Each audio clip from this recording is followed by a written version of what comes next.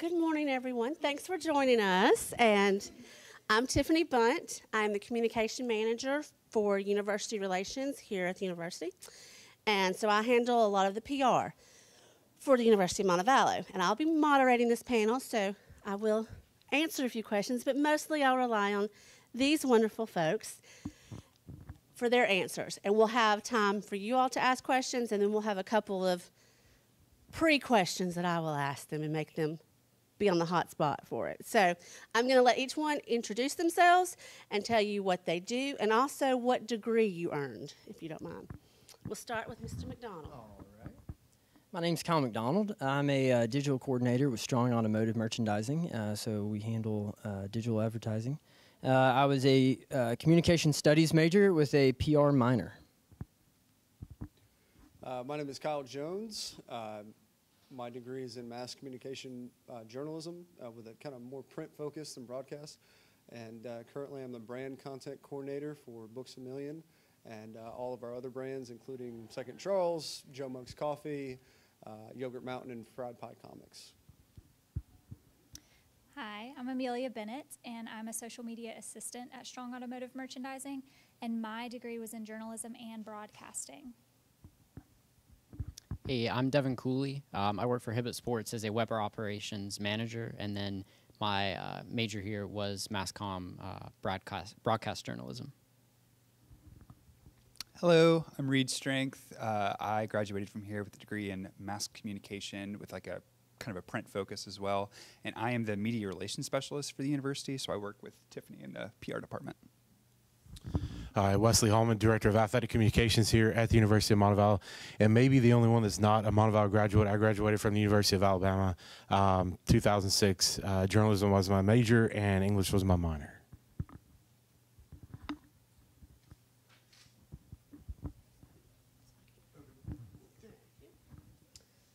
All right. The first question I'd like to ask you all is, what are the things that you participated in while you were in school that helped you in your career?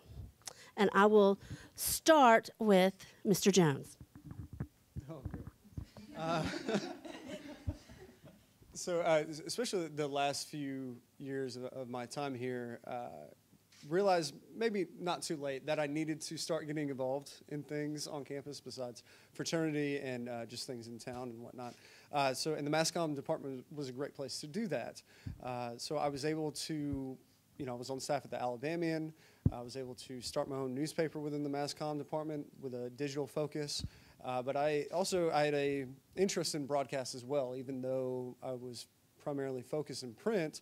I love broadcast. I wanted to learn those skills and apply it to my resume. So even when Dr. Cofield when we would stream the soccer games, I'm a soccer fan. So I would sign up to commentate those games and try and get some audio broadcasting experience there.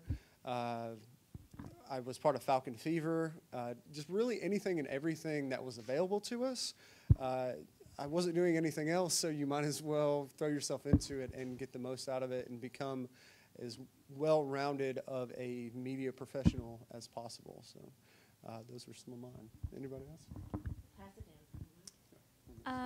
So while I was at Montevallo, I was on Falcon Fever, the Falcon News class, participated in that really heavily. I was also National Broadcasting Society president for a year and a half. So that's definitely something like take any of those MBS opportunities you can get, go for them because they really help you out and they give you a lot of connections. So MBS is the way to go. And definitely I got started with Falcon Fever when I was a freshman here, running audio for that or running teleprompter at the start to eventually being on camera for those. I ran camera a lot for the live games down at the SAC, for basketball, for volleyball, anything like that. Helped out with some of the soccer and even a baseball game or two. And then really any other shows that we had ideas for, whether it was students or faculty led, anything like that to really just get extra hands-on experience. Yeah. I'm a lot like Kyle. I got a lot of my experience on staff at the Alabamian. I was part of the Alabamian from my freshman year to my graduation year, and that was extremely formative in teaching me everything from interview skills to writing skills to, I mean, just managing time and class, class obligations and everything. And then after that, I mean, beyond the Alabamian, I found a few places to freelance, like during the summer when I would be home, either in Franklin, Tennessee, in Mobile. So I would say any internships or freelance opportunities that you can find, just emailing your local paper even and just saying, hey, do you guys need something covered at some point is a great idea. I would agree with everyone said. My experience was with a student newspaper at the University of Alabama, the Crimson White. Writing for them for 3 years. Any opportunities that you can get as far as student media is concerned, as a freshman, that's what I would suggest, is to immediately reach out and start getting experience working on campus with student media. And your experience there can help open doors for professional internships and experience during your collegiate years. But I found that just getting involved was the key, like making sure you have that experience while you're in college so that when you graduate, you've got something, you already have some work experience, you already have a resume built that will help you professionally. So. Pass it down. So my collegiate experience was a little bit different because I was not mass comms, so I was not heavily involved with the newspapers and things of that nature. I took the route of working with university advancement, and I got to meet some awesome people, ranging from our donors all the way to just wonderful people on the staff here at the university. And honestly, that between that and fraternity and just Greek, I know that sounds super stereotypical, but that was such a big thing, especially here at Montevallo, because it's so different. It's not like at University of Alabama where you end up just getting lost in a crowd. That really did help me meet some of the most wonderful people that would not only help me get my first job out of college, but help me understand what it took in the corporate world and understanding just the value of networking. And I owe a lot of that to Tiffany and Gary Johnson. Both helped me meet some awesome people. I sort of had more of a focus with organizational communication in the comp studies department. That was my thing. I really loved it, and that's how I mixed in the PR. And so working with the university, I got to do some work with Wesley on some of the different press releases for the university and things of that nature. So that was just an awesome learning experience and getting a really good foot in the door. And like they all said, that initial experience, even starting fresh as a freshman, that way you can put it on a resume and say, actually, I sort of kind of do have more than 2 years experience in this, which is a great thing right out of school. So that, yeah, get started early. Thank you. And I'll add about Mr. McDonald here. He also, in working with University Advancement, he worked with University Relations a lot, so he got stuck writing our class notes section of the alumni magazine, which can be kind of boring at times, but it gave him some writing experience. Yeah, there we go. All right, so the next question I have is, what were your misconceptions that you had about the job field? You know, going straight in when you first graduated, those misconceptions that you had that you've learned otherwise about now. And I'm going to start with Miss Bennett. My biggest misconception was that you had to be the best at what you were going into. So I thought that I had to be the best editor, the best writer, the best photographer, and you learn as you go. I started at Strong not even a year ago, and I'm still learning things, and it's okay to learn things, and it's okay to mess up and grow from it and learn. So don't think that because it says you have to have exactly 3 years experience, they'll kind of take in your college work and you get to learn still, so go for it. Yeah, I would definitely want to second what Amelia said with kind of the misconception that everyone has it all together and that when you jump into that new job of whatever it is, that everything's going to go perfectly or that it needs to go perfectly. Being able to think on your feet and to problem solve is one of the biggest assets that you can have. And like she said about learning, if you aren't learning, then you're going to get stuck. But if you're always willing to learn and you're always eager to learn something new, even if it's not exactly what you're already working in, but maybe learning someone else's job to a certain extent can really help you going forward. I'll kind of piggyback off that. I would say diversifying your skill set is huge. So I mentioned that I graduated with a degree in mass communication with like a print concentration, but I also took the sort of basic video editing courses with Dr. Finkley for the news package class. And I don't use that every day in my job, but I have used it before. And especially, I think whether you're going into traditional media or PR or whatever, video is just such a huge thing right now. So to even have just a little bit of background in how to like kind of shoot and how to kind of edit, I think is huge. So I think that's a misconception I had, is that I have this degree and I'm going to go in and do this exact thing that this degree tells me to do, when really the more that you can take from, and again, I work in PR here, your liberal arts education here at Montevallo, and take kind of those experiences from those different classes and, you know, to sort of distill them down into professional speak and into professional abilities. I mean, that just helps you. That just shows that you can do anything that your employer needs you to do. I would say coming out of college, the misconception I had was that you had to take the first opportunity out there that's available just to have a job. My background was a little unique, and I think I was fortunate maybe to graduate in 2006 in a better market, unfortunately, than you guys will probably face when you graduate. But coming out of the university, I had a job offer. I started out in the print newspaper industry. I had a job offer from a smaller newspaper up in North Alabama for news. I had experience writing both news and sports in college. But I wasn't sure right out of college if I'd prefer to do news or sports. And so I had a job opportunity in news, and another one that wasn't paying as well as that one was in a different area, potentially with the Birmingham News. And so I put a lot of thought into it and actually turned down the job in news, a big risk, not having a backup plan immediately available, but just pursued 100% passionately for that position at the Birmingham News, and was lucky enough to be able to land that job. So the advice I would give you is that it sounds cliche, but do dream big. If there's a company out there that you want to work for, not necessarily the job, but it's a company that aligns with your personal values and you really think you would love to work for that company, don't give up. If they don't have an opportunity available, reach out to someone that works for the company and just keep yourself on their radar and say, hey, I have a degree from the University of Montevallo. I'm a PR major. I would love to work for your company, and just continue to reach out to them. And you never know, they may have a job open up and you're the first person they think of when it opens. So. My biggest thing, my misconception was that I couldn't make mistakes, kind of what Amelia was talking about. I came out thinking, I remember being at my first newspaper job right out of school, and I messed up a headline by like a letter, and I thought I was done. Like, I thought, like, they're just going to tell me, okay, I thought you knew how to do this. You have to leave now. That's not the case. You can make mistakes, and if you're making mistakes, you're probably trying something new.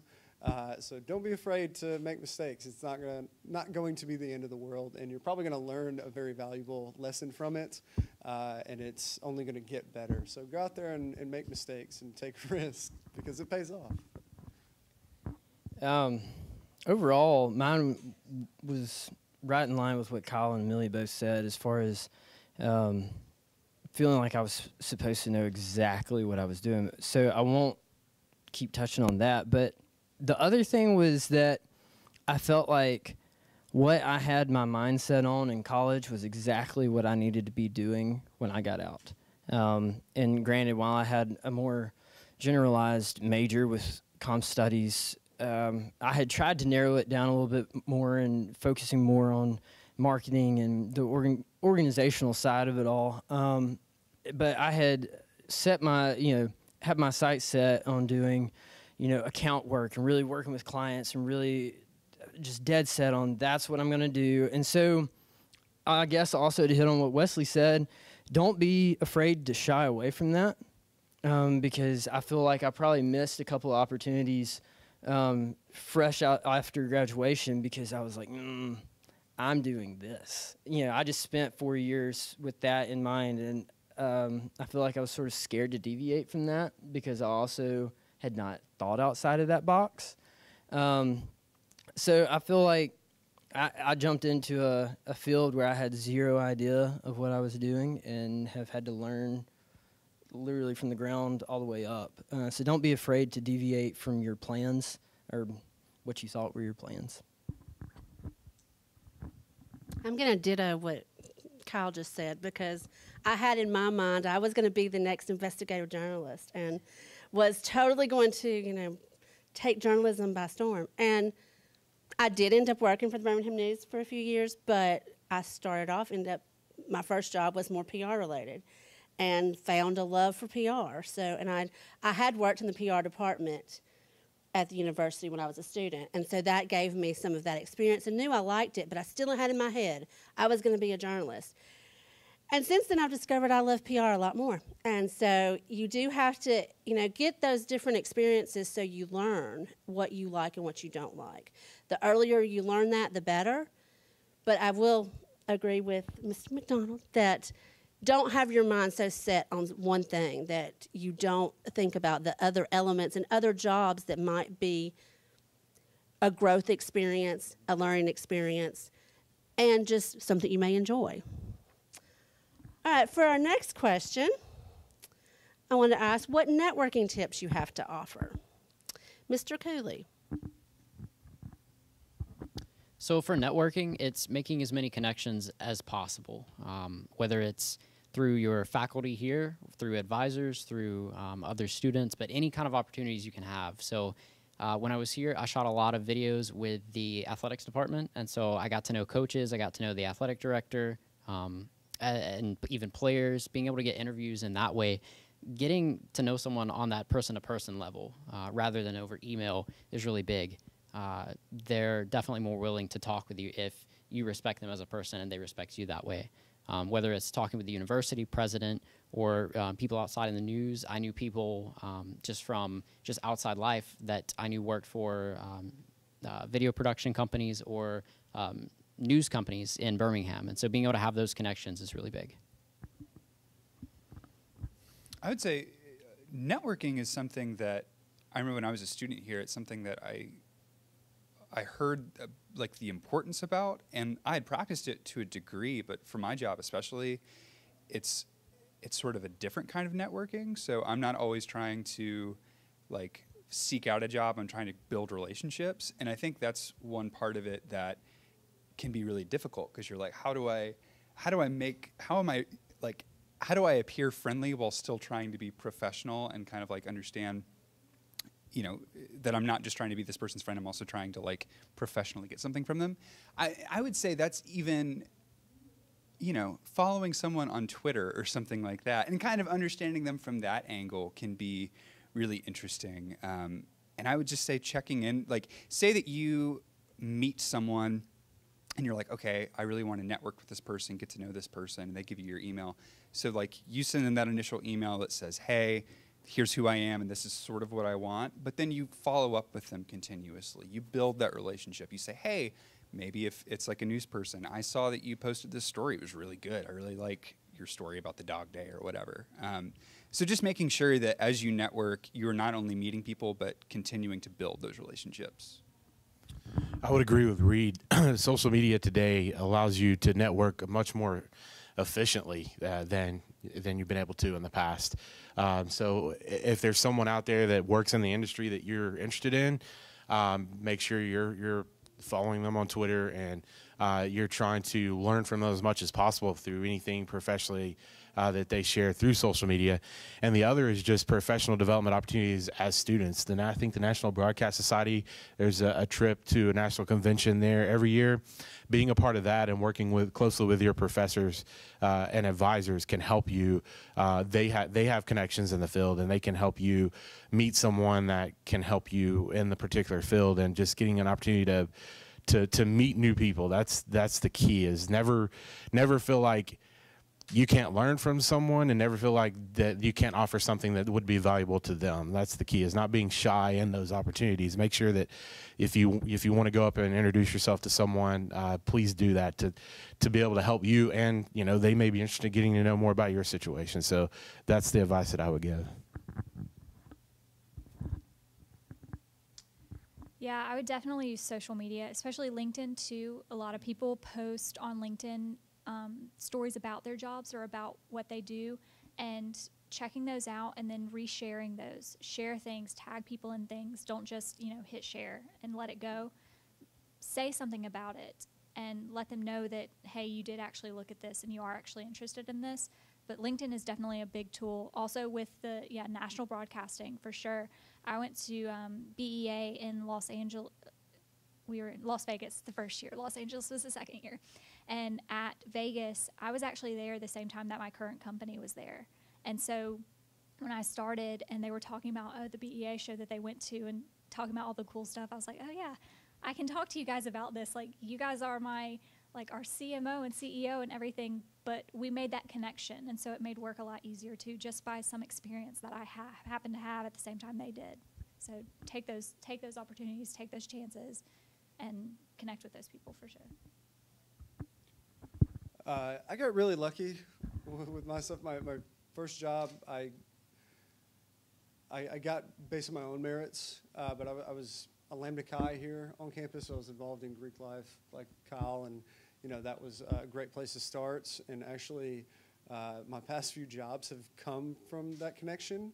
But what I will say is, once you do find something, be as professional as possible and work as hard as possible, and that shines, especially with, I think a lot of us, we interact with so many different people across a lot of different industries, whether you're interviewing somebody for a story or a certain client or something like that. People take note of who's prepared, who's professional, who's doing a great job. And through that, I'd had offers when I lived in Indianapolis, I had offers that I had to turn down just based on if I was interviewing somebody for a piece I was doing, or, these interactions, they come across a lot of different ways. But, I had to turn jobs down because they just appreciated how I did things. So keep that in mind.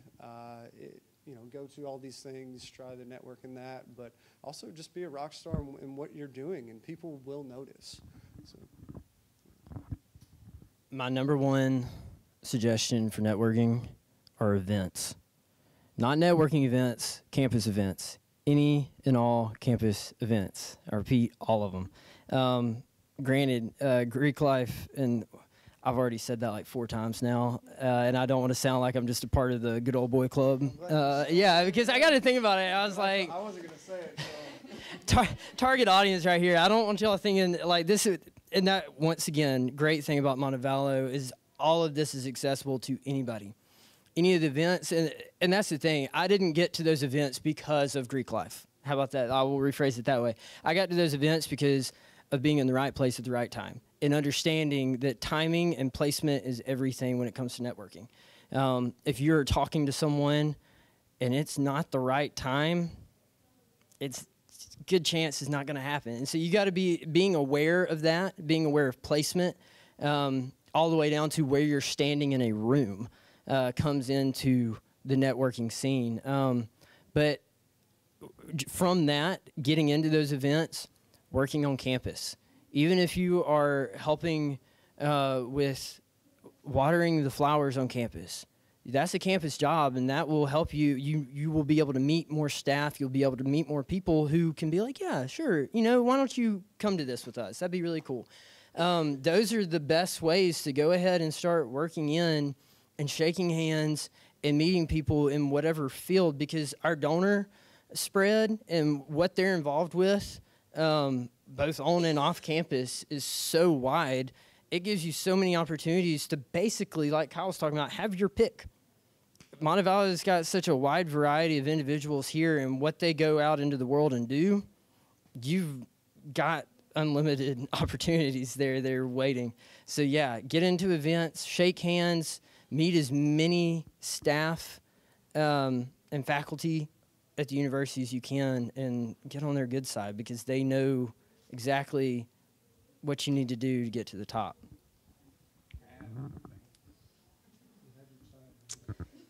Unless you say exactly what I'm going to say. I don't know. So Kyle was talking, I thought of this because Kyle was talking about like, hey, get in there, shake hands, and do that, definitely. But I know I am like a super introvert, like big time. I have a tough time. Yeah. Big room, a lot of people. It's tough for me to just go up to random people and say, hey, this is who I am. And I think I've gotten better about that. And the main advice that I can offer with that is just keep doing it. I mean, just if you suck the first 10 times, that's okay. That's the first 10 times. Like, you'll have another 30. Just keep doing it. That is the piece I wanted to add. Yeah, I can't really say that. Yeah. No. But I will say, hey, I think most of us are awkward in some ways. That's why we love Mark.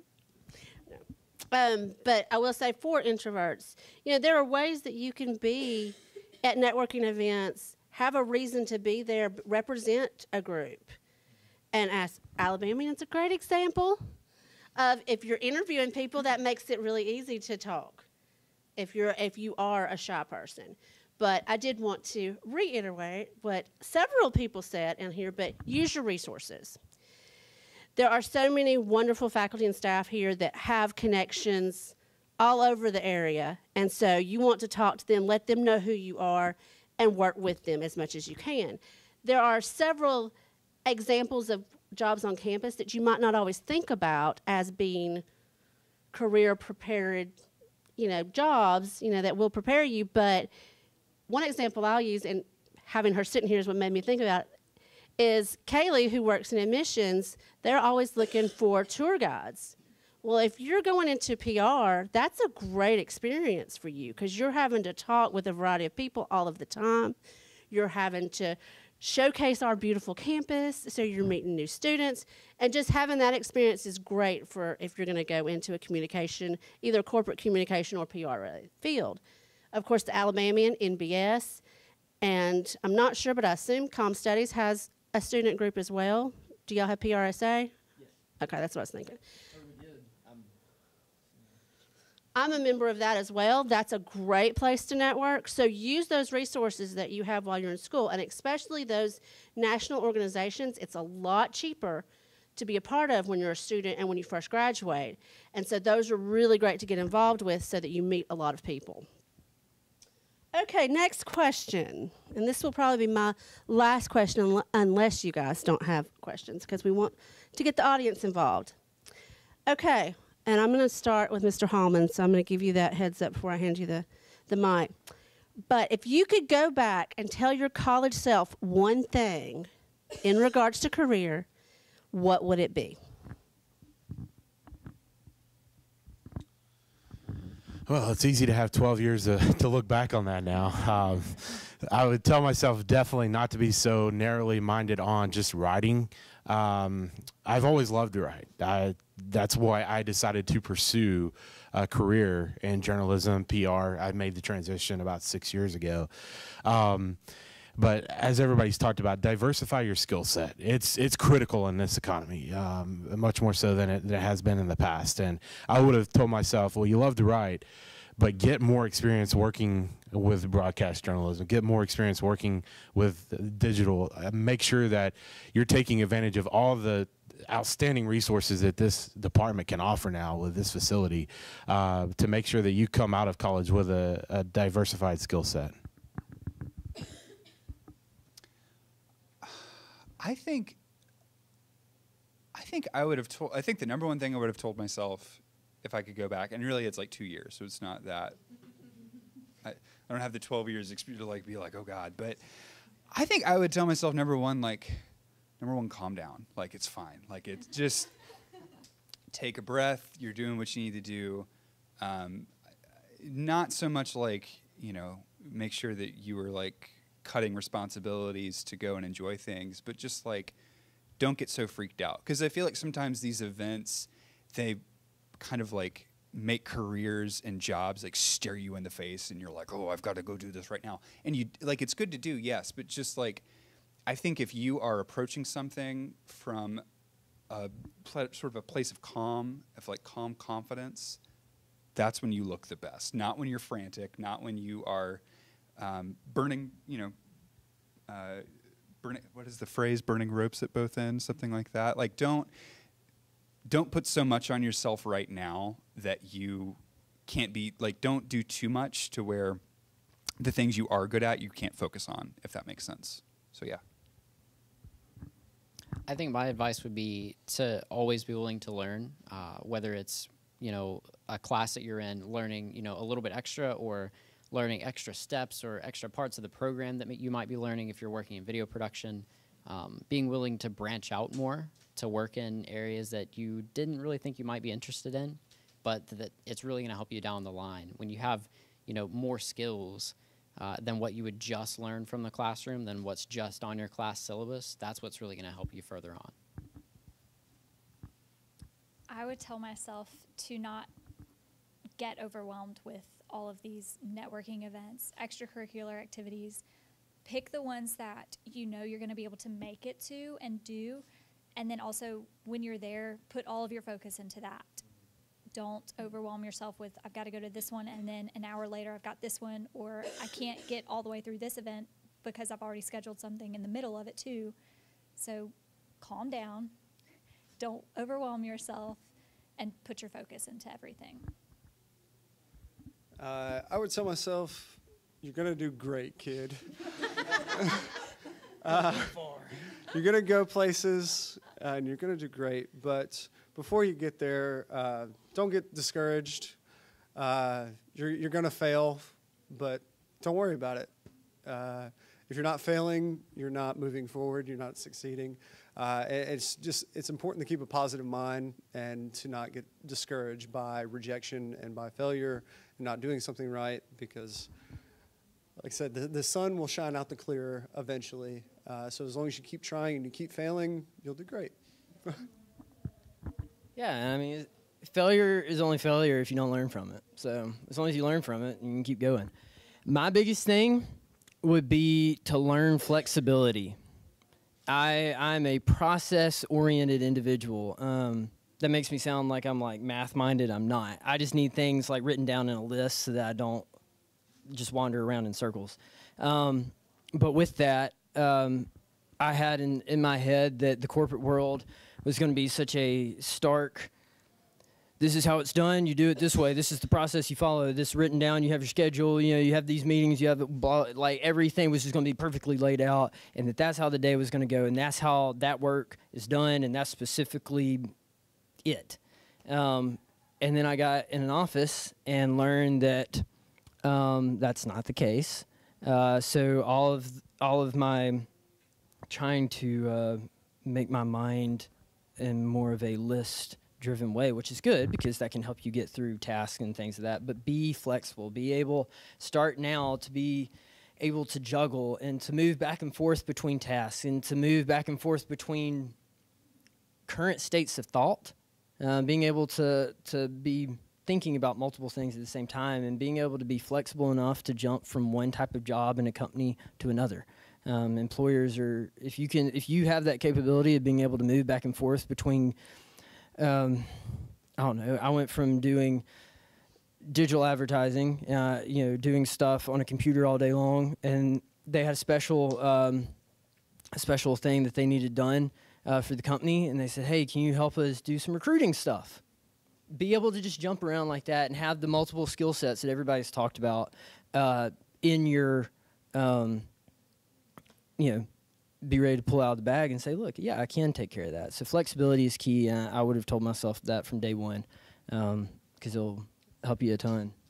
It's a very good one. Mine is actually probably a little different, and I do have the most longevity of experience of anybody up here because I am definitely the oldest, unfortunately.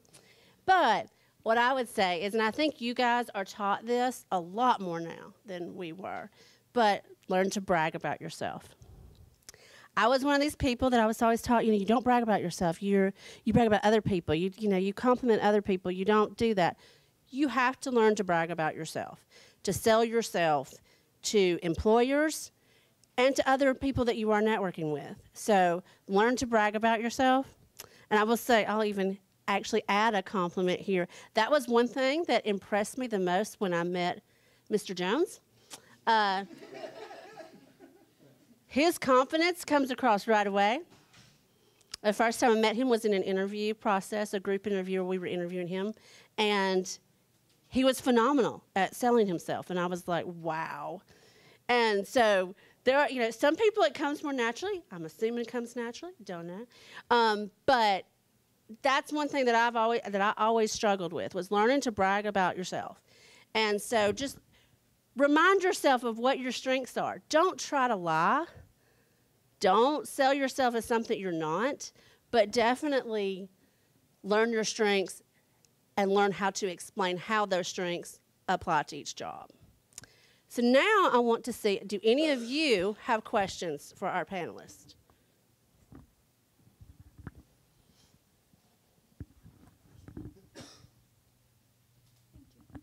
As we're going into our senior year, and you've obviously been in the workplace and got lots of experience, what would be the number one thing you would look for when you're hiring someone just recently graduated from college?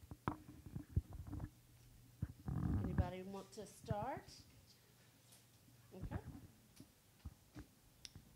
So we actually just hired somebody in social media at Strong, and one of the things that our managers actually said that they really appreciated about her was that she took a risk to turn down another job to interview for our social media job. She told them she wasn't comfortable with the position that she was initially applied for, and she thought it was one thing, it really wasn't, but she applied for both of them.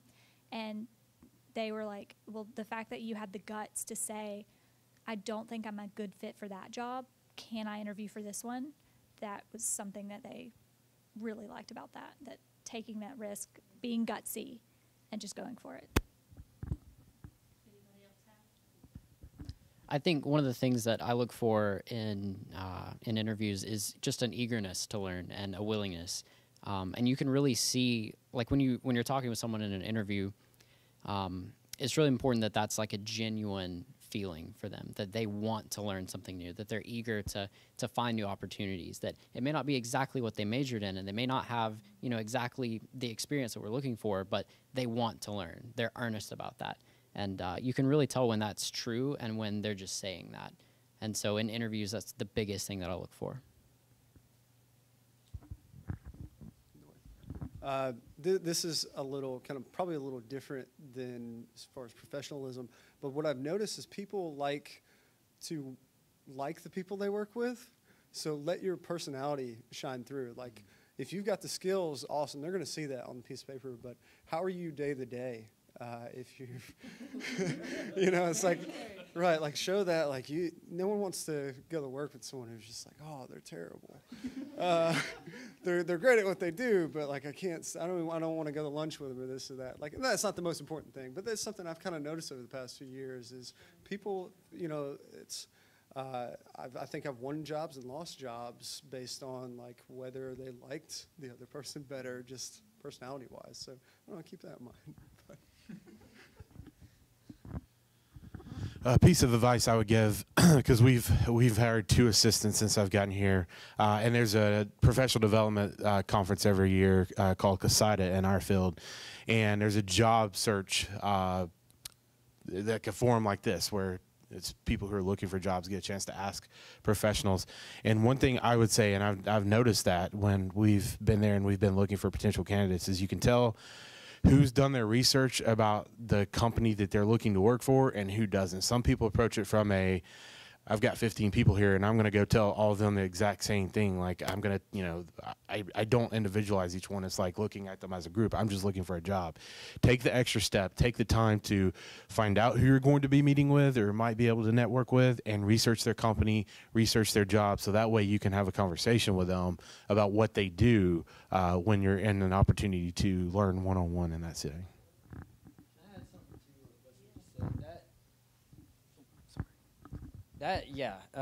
Especially PR, anything where they have previous work that you can look up, because I knew I wanted to go into marketing and advertising, and so I was, trying to check out, from one end of the spectrum to the other as far as agencies go, and being able to sit there and discuss, granted, not all of them asked about it, but being able to discuss previous work that they've done and that you found meaningful, whether it was a specific marketing campaign that you were just like, you know what, I felt what the message that it was trying to convey, or, I really understood and was receptive of what y'all were saying for this company, and that's what really interested. Being able to say those type things and being able to understand exactly also what that job entails, because that going into an interview and you think you know exactly what the job is, read those details, because it's really embarrassing. I've done it when you say, "Oh, well, I'm really interested in this," and they're like,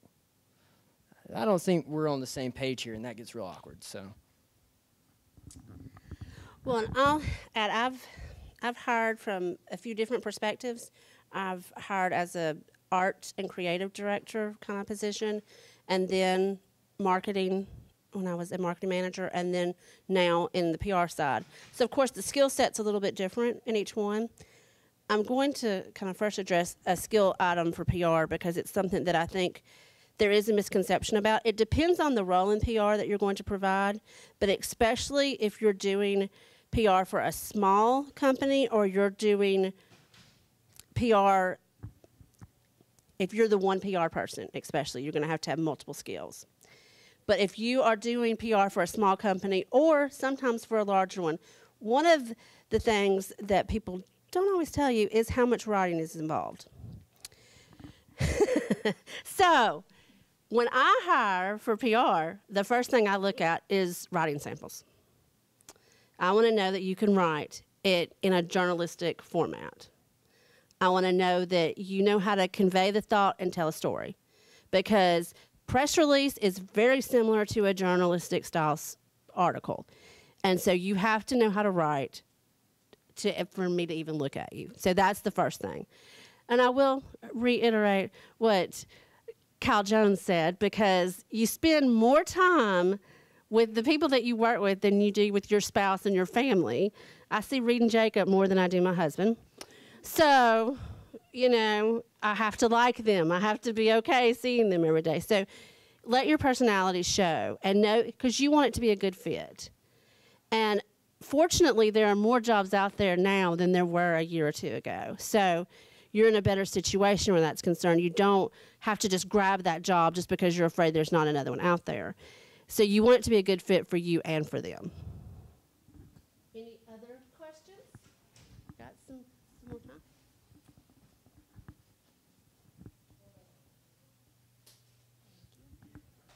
Just to kind of piggyback off of Emily's question, I think all four of us are in the Comms 299 class right now, which is Career and Professional Development, and we're about to start working on cover letters and resumes. So, and I know that that's usually most of the time the first impression that employers have at a potential employee. So do y'all have any advice about to kind of keep in the back of our minds when we're building that resume and cover letters? I do. I think everybody up here is going to get a chance on this one. I think that the best thing I ever did, one of the best things I ever did as a student, was I went to the Career Development Center with Angie Kelly. If you've not been there yet, you need to go. That woman is a wizard with resumes, and she is a Mass Comm alum. There you go. But no, I mean, that is just such an important first step. She'll really talk to you, figure out what it is your resume needs to convey. And so I remember when I was a student, I really wanted to be a music journalist for a little bit. I still have those aspirations. But she was, I just kind of turned in like a really kind of, not boring resume, but just very plain. And she was like, yeah, but these companies that you are trying to put your resume in front of, like, they're not looking for this. They're looking for something with a little pizzazz. So she really kind of helped me kind of open up the idea of what a resume could be. So that is my first piece of advice. Please go see her if you have not. So my job is very creative, and everything that I've done is very creative. And I went to a resume company and had them check out my stuff. The first couple resumes that I had were very stark and professional, and not me at all, not my personality. And when I went and they were talking to me, and they kind of interview you to get to know you before they help you rewrite everything, and they changed it completely. The design of my resume is a lot more creative. I've got little dots going down the side, everything, but that fits what I'm going for. So have your resume fit the job that you want. And don't be afraid to have your cover letter be something fun. You know, you want to show your personality in that. So I'm a big swim teacher, dancer. That's in my cover letter because I talk about it probably every day, teaching some lessons in dancing. But so yeah, show your personality. If it's creative, be creative. If you're going something more professional, you know, suit, tie, business, show that too. Show that you can be that more professional look too. So. Yeah, exactly that. I was running my own business for a while. It was glorified freelancing, but I had a name for it. And I was doing well with that, but I knew I wanted to get into something bigger. And I was playing all day, every day when I wasn't working for one of my clients. I was getting very frustrated because I was being overlooked. I said, well, I've got this experience and this talent. Like, if they'll just talk to me, I think I'll do pretty well. And it wasn't until I changed my resume to something more creative, because I think all of us, and even yourselves, we work in a very creative industry, and this industry wants more creative people. So, I mean, either take it to somebody, or I went to, I can do some graphic design, but I kicked it to one of my friends who's a professional graphic designer. Said, hey, how do we make this stand out? So we implemented a lot of different icons. I included a few things about myself. Besides just big lines of text, I made it very visual. There's different columns in my photo and my name real big. I really stand out. And when I came to the Books A Million, I said, well, what did you like about me? Why am I sitting here? They said, well, your resume just stood out from everyone else. And we looked at it, and you did have, those talents and the skills that we needed. And my other piece of advice for these cover letters and resumes, read everything in the job description if you're looking for jobs. I had one that said, where's your favorite place to get coffee? You must answer this question in your cover letter for us to even look at it. It was at the very bottom, because they're trying to weed people out. They're just like mass applying to these things. And I said, I'm a big fan of Peaky Blinders, the show, and I said, well, I don't drink coffee, but I'm a man who drinks tea. I put some of my personality into that, and the person got back to me. She goes, oh, I really love your answer there. So, like, read the whole thing, because they're starting to get real sneaky about it now. So, Another thing as far as cover letters go, because that's not something that I had. I actually, I sort of got grandfathered in, so I didn't end up having to take the 299 class. I went straight into the Comms 499 program without ever doing the 299 class. That was fun. So to go off of pretty much what everybody said, get outside opinions. So go to people who are experts in whatever fields that you're looking at. Go to any of the staff here, because they've all had to see other people's resumes, and they've all had to do their own. And so it's really neat getting outside perspectives on yours. I sent mine off to some mentors that I had and that were already in the business world, and seeing what they said versus what staff said or what faculty said, things of that nature, and sort of being able to mix and match and then take from that what you want, but they also can catch a ton of mistakes. And then also the one cheat that I found on my own with my cover letters is taking the desired skills, taking the needed experience, taking the whatever that they have listed in that job description, and putting it over, and this is probably something y'all have already discussed, I don't know.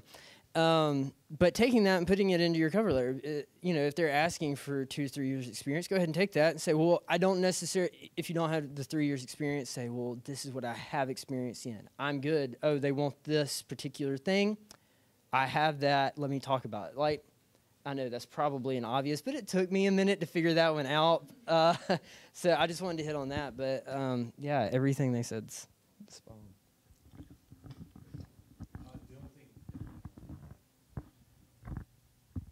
The only thing I would add about the cover letter is just make sure that you are personalizing it and you are talking about your role with the company that you are applying with, and make sure that all details are correct.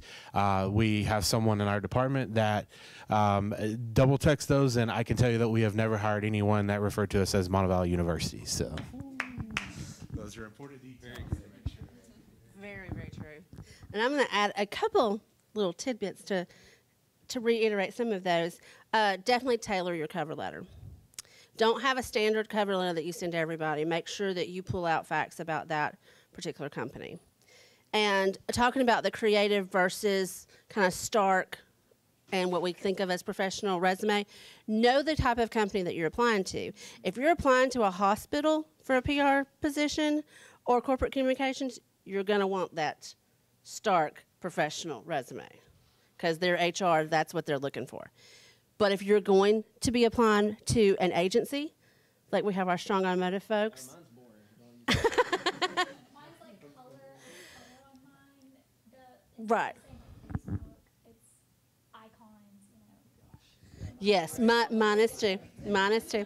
But so definitely think about, and because that displays your personality too. So if you're willing and you're wanting to work for that more straight-laced and more corporate type mindset, you want that kind of resume and you want to show that. If you are looking at the more creative jobs, then you want that, especially for social media. And I'm glad we have a representative here because when you're hiring somebody for social media, and I've done this twice now here, is I look for people that do have a creative spirit, know how to do a little bit of design because you're going to have to make some of those graphics in Canva or something if you have more experience, Illustrator. But so definitely showcase that. The one thing that you guys might have gotten this advice, I didn't when I was starting out, use active voice. Don't say, I think I would be a great fit, or something along those lines. You're downplaying your skills when you do that. Come across positive. It's, again, bragging on yourself. But be active. Don't throw in passive voice because then you're not selling yourself. So always be active. Have multiple people proofread. Don't expect to be able to catch it just yourself because when you write something, you always miss things. I've been writing for 20 years or more, counting college experience, and I still, to this, I make Reed and Jamie also works in our office, and even our director, I make them read things because I'm not going to put it out there until somebody else has read it.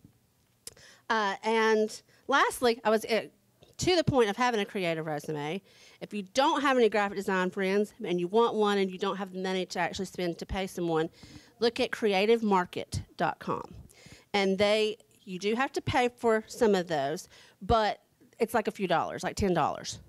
And you can download templates that would appeal to your creativity. So that's a good one. We have a few minutes left, so any other questions? Anybody? All right, well, I will thank our guests for sure, and I would recommend to each of you that you follow them on social media. And some of us are more, or maybe they're professional accounts on social media.